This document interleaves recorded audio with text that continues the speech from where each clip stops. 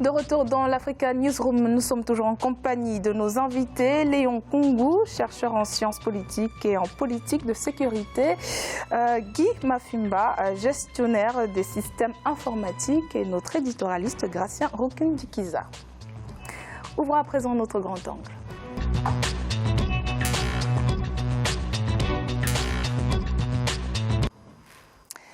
La situation du Zimbabwe se dégrade de jour en jour, manque de liquidité, monnaie en chute libre, chômage endémique. Le Zimbabwe est englué depuis 2 décennies dans une interminable crise économique. Le cyclone Idai qui a touché le pays n'a rien arrangé. Avec le retour de l'inflation, la population en grande souffrance n'a même plus accès aux produits de base. Un sujet de la rédaction. Au cours des 11 dernières années, le Zimbabwe a connu 2 épisodes d'hyperinflation. Plus que toute autre nation au cours de la même période, le Zimbabwe est à nouveau en difficulté. La population en grande souffrance n'a même plus accès aux produits de base. Le prix du pain a presque doublé cette semaine, passant de 1,80 $ à 3,50 $. Quant au tarif du trajet en minibus, il a augmenté de 50 à 100%. Une monnaie ne vaut que par la confiance que les gens ont en elle et en l'économie. Et aujourd'hui, le peuple zimbabwéen, les économistes, les hommes d'affaires, en tout cas ceux qui évoluent dans l'économie, n'ont pas confiance en cette monnaie-là et les autorités ont failli. Ont failli parce qu'aujourd'hui, l'économie zimbabwéenne n'arrive pas à produire, à être suffisamment dynamique pour justement avoir une monnaie qui représente cette économie-là. Manque de liquidité, monnaie en chute libre, chômage endémique. À cela s'ajoute le cyclone Idai qui a touché le pays le 14 mars. Le retour de l'inflation a rappelé des souvenirs d'il y a 10 ans lorsque l'hyperinflation avait atteint 500 milliards de %, anéantissant le dollar zimbabwéen. Le président Emmerson Mnangagwa, qui s'était engagé à relancer l'économie exsangue de son pays après le départ de Robert Mugabe en 2017, est au pied du mur. Le Zimbabwe, elle est victime non pas de produits de première nécessité qui auraient augmenté par eux-mêmes. Non, mais c'est la monnaie, le vecteur par lequel on acquiert ces produits-là qui est devenu beaucoup plus cher, plus rare, donc plus cher, et ils sont victimes de cette inflation. Comment vont-ils s'en sortir? Il faut déjà que le pays relance sa production, mais d'une manière sérieuse. Selon l'Institut national de la statistique, le taux annuel d'inflation a atteint en mars 2019 66,8%, le deuxième plus haut dans le monde. Malgré la suppression de la parité fixe entre la pseudo-monnaie locale, le RTGS dollar et le dollar américain, les prix n'en finissent plus de grimper, réduisant à néant les promesses de sortie de crise du gouvernement. Alors, en tombe de Charib dans Silla, le spectre de l'hyperinflation de 2008 plane clairement au-dessus du Zimbabwe, monsieur Rukundikiza. Oui, c'est un pays qui produit pas grand-chose et qui, en fait, ils ont eu la leçon de l'hyperinflation dans certains moments où il fallait avoir beaucoup de billets pour acheter même une baguette de pain. Et aujourd'hui, en fait, il manque, depuis le départ de Mugabe, même du temps de Mugabe, il manque une politique économique, une bonne vision pour surtout gérer la monnaie, et aussi produire. C'est un pays qui se trouve dans une zone où il y a beaucoup de besoins. Chez les voisins, certains qui ne produisent pas beaucoup, mais on a l'impression vraiment que on a des dirigeants qui sont là, encore intérimaires, qui n'arrivent pas vraiment à diriger le pays et qui n'arrivent pas à se mettre en tête qu'il faut changer la méthode. On a beaucoup de jeunes, ils peuvent entrer dans un domaine d'économie numérique et aussi de production agricole même, parce qu'il y a un besoin chez les pays, chez les voisins.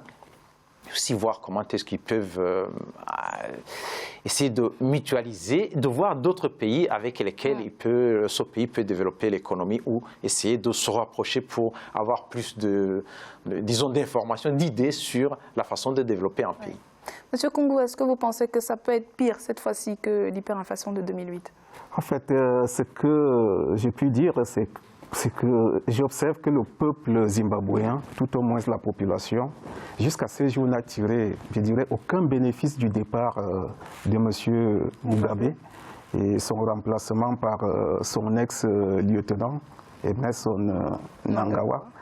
Donc, le pays ploie toujours sous les mêmes vulnérabilités. On a parlé de l'hyperinflation. En fait, l'hyperinflation, un taux de chômage endémique, presque de 94% de la population active. Bref, tous les voyants économiques sont au rouge. Et En gros, le Zimbabwe paye encore aujourd'hui la décision de, quelque part, confisquer les fermes aux fermiers blancs. Tout donne, c'est-à-dire tout laisse à penser que la technostructure au pouvoir n'est pas totalement engagée sur les promesses de campagne. On a parlé des nouveaux Zimbabwe. Donc je pense que pour le moment, on ne voit rien apparaître. Monsieur Mafimba, comment vous pensez que le Zimbabwe peut du moins trouver une issue à cette situation? Non, il faut, essayer. Je pense que faire un peu l'historique. Hein. Vous savez, moi, je pars du principe que ce n'est que la suite logique de la gouvernance du président zimbabwéen de l'époque, Bob, Mugabe. Oui, Mugabe. Robert Mugabe. Parce que moi, je pense qu'il y a deux facteurs. La gouvernance, suite aux indépendances, il y avait 3 cas de figure. L'Afrique du Sud, on a vu comment l'Afrique du Sud a géré ces questions. On a vu comment la Namibie a géré ces questions. Et le Zimbabwe s'est figé à travers Mugabe. J'appelle ça dans une espèce de gouvernance autoritaire, autocratique et je dirais même populiste. Ce qui fait qu'il a le Zimbabwe, qui était parmi l'un des pays les plus industrialisés, le grenier de l'Afrique, dans les années 80, à cause de Mugabe, parce qu'il a fait le choix qui était le sien de continuer à rester un activiste au lieu de devenir un homme d'État. Il a produit ce qu'il a produit, c'est-à-dire la gestion, je pense, maladroite de cette affaire des fermiers blancs, de 1, de 2, les choix économiques, il a trouvé comme partenaire parce que les pays occidentaux le poussaient à démocratiser, il a trouvé comme partenaire la Chine, et je pars du principe aujourd'hui que ça pose aussi un problème du partenariat avec la Chine. Le partenariat avec la Chine, ça pose véritablement un problème. Voilà que les Chinois viennent, lorsqu'ils signent des partenariats, ce qu'ils appellent des partenariats stratégiques avec un certain nombre de pays africains, ils ne s'occupent pas des questions des droits de l'homme. Ils ne s'occupent pas des questions de démocratie. Tout ce qui les intéresse, c'est exploiter dans une espèce de relation que je n'appellerais pas gagnant-gagnant. Et on arrive à faire en sorte que c'est des régimes autocratiques qui se consolident et que tout le secteur productif de l'État tombe en ruine. Tout l'argent qu'on injecte, que les Chinois injectent, soi-disant pour relever la machine économique, se retrouve dans les mains des dignitaires ou d'une espèce d'oligarchie. Donc la corruption s'installe, avec tous les indicateurs macroéconomiques qui tournent rouge. Moi, je pense que c'est ces deux facteurs-là. Une gouvernance et les partenariats que ce pays a mis en place pour essayer de se relever. C'est là, je pense, qu'il faut creuser la problématique qui se pose au niveau du Zimbabwe. Monsieur Congo, vous oui, en fait, néanmoins, en fait, ne restons pas, je dirais, dans ce climat totalement négatif. Disons quand même qu'il y a des efforts qui sont observés dans le sens d'une amélioration des choses. Donc, on a pu voir ces derniers temps 2 mesures tout à fait significatives, à mon avis, parce que le président de la République, il a décidé d'abolir la fameuse loi, c'est-à-dire qui contraignait les opérateurs économiques, notamment occidentaux ou alors étrangers, à octroyer 50%, 51% de parts, c'est-à-dire aux nationaux. Donc c'est une loi qui avait pour conséquence, c'est-à-dire le pays était, en fait, le pays faisait peur aux investisseurs. Mais aussi, c'est-à-dire entre-temps, on a pu voir que la compensation des fermiers blancs expropriés a repris. Donc c'est aussi, c'est-à-dire, ça suffit ça? C'est des mécanismes d'attrait, parce que qu'est-ce qu'on demande fondamentalement au Zimbabwe aujourd'hui? C'est des réformes, le respect des droits de l'homme. Il faut que le pays suscite de l'attrait, parce que le pays en lui-même aujourd'hui, il est insolvable. Donc, le plus souvent, le plus souvent en Afrique subsaharienne, on le sait, hein, c'est-à-dire la mauvaise gouvernance pour certains est endémique. Les pays vivent sous perfusion, le plus souvent soutenu par une coopération multilatérale, voire bilatérale. Mais comme vous le dites, le pays fait peur, c'est-à-dire personne ne viendrait investir dans un pays où la justice est partiale, c'est-à-dire où la corruption est totalement endémique. Mais voilà pourquoi aujourd'hui le pays il ne peut pas se tourner, c'est-à-dire je pense qu'en dehors de ce que moi j'appelle des mesures qui vont dans le bon sens. Mais il a dit quelque chose de, je pense, d'intéressant. Il a parlé de la technostructure. Je ne sais pas si c'est vous ou lui.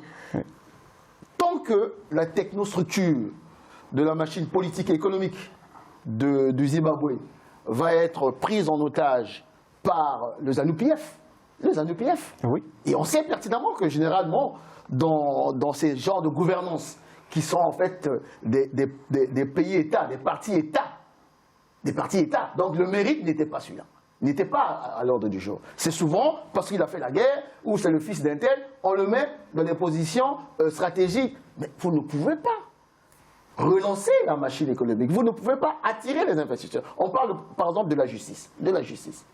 Quel est l'investisseur qui peut venir dans un pays où on sait que toute la justice est corrompue? Donc, mais le gouvernement continue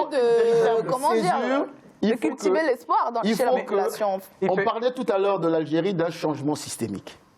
Mais n'oubliez pas qu'au Zimbabwe, c'est juste un coup d'État de palais, hein. C'est pas comme ailleurs. Mais en principe pour l'économie comme le mais Zimbabwe, le système est resté le même. Oui, on parlait d'investisseurs. Bon, ces fameux investisseurs que nous, souvent les Africains, on dit j'attends un investisseur. Les investisseurs qui arrivent, qu'est-ce qu'ils vont faire? Ils investissent dans le pétrole, dans les mines, dans quelque chose vraiment où des fois ça peut être dans un domaine qui était déjà occupé par les nationaux. Or, nous, c'est à nous les Africains d'orienter. On a besoin des investisseurs dans tel domaine, pas dans tel autre. Et aussi, quand on parle il y a un certain moment, l'État doit s'impliquer. Moi, je suis pour que l'État, à un certain moment, l'État s'implique pour développer des secteurs. Il y a des pays qui ont choisi, par exemple, de dire au niveau de l'État ou au niveau d'un parti ou au niveau d'un organe, on peut s'impliquer. Je peux vous donner un exemple, par exemple. Au Rwanda, les plus riches au Rwanda, ce sont le parti au pouvoir, le FPR, et l'armée. Et l'armée, on trouve l'armée qui investit dans un secteur qu'aucun investisseur ne pouvait ou ne voulait s'investir parce qu'il y a des risques, mais à un moment donné, le domaine, ça décolle, et puis les autres peuvent y entrer. Ce qui fait qu'il faut donner des exemples. Du moment où il n'y a pas la corruption, l'État aussi, dans nos pays, on ne doit pas s'attendre aussi à un secteur privé qui doit venir. Le Zimbabwe peut investir. À un certain moment, l'État peut créer un capital. Il y a justement des économistes comme Guy Mourano qui disent que l'incapacité justement de l'économie locale à évoluer, c'est le fait que le Zimbabwe ne produit pas de produits de base. Ils importent pratiquement tout. L'an dernier, ils ont dépensé 2,3 milliards de dollars pour importer des fruits et légumes, du soja, du blé, des choses qu'ils peuvent produire localement en soi. Ah oui, bien sûr, ils peuvent produire. Donc mais effectivement, comme il dit, maintenant, il faut d'abord cibler, identifier quelles sont les faiblesses de l'économie zimbabwéenne, quels sont les besoins en termes de création de richesse. Et il pose un problème intéressant. On manque de prospective dans nos pays, généralement. On dit, venez investir. Bon, on va investir dans quel secteur? Pour quels résultats? Mais on passe notre temps à signer des partenariats stratégiques avec la Chinois, machin quoi, et à la fin, l'essentiel même pour relancer la machine économique ne peut pas être mis en œuvre. Mais surtout, moi j'insiste sur le fait que tout progrès, tout développement doit commencer d'abord par mettre en place un cadre institutionnel qui soit crédible. Et l'état de droit, pour moi, est fondamental. Justement. Le mot de la fin, monsieur. Mais justement, parce qu'il pose là un problème fondamental. Il se trouve donc que c'est lui qui est à la magistrature suprême aujourd'hui est comptable de tout ce qu'on reproche au Zimbabwe. Voilà. La corruption, une justice qui est tout à fait partiale. Voilà. L'autre question qu'on peut poser, c'est-à-dire c'est la coopération sud-sud. C'est-à-dire parce qu'on a pu voir le pays entre-temps faire des efforts, peut-être pour lancer un partenariat qui serait d'ordre horizontal. Il s'est tourné vers l'Afrique du Sud dans le cadre de la South African Development Country. Le pays a sollicité 1,2 milliard de l'Afrique du Sud, fin de non-recevoir. Le seul pays qui a répondu favorablement aujourd'hui, c'est le Botswana, 600 millions d'euros. Alors, qu'est-ce que cela peut faire?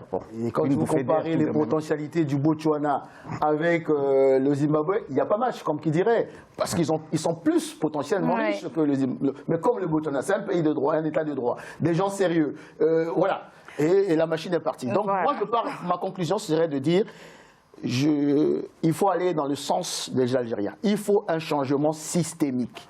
Les coups d'état de palais, on revient toujours à la case départ. Sur ce, nous allons à nouveau marquer une courte pause. On se retrouve pour la suite de cette émission dans quelques instants.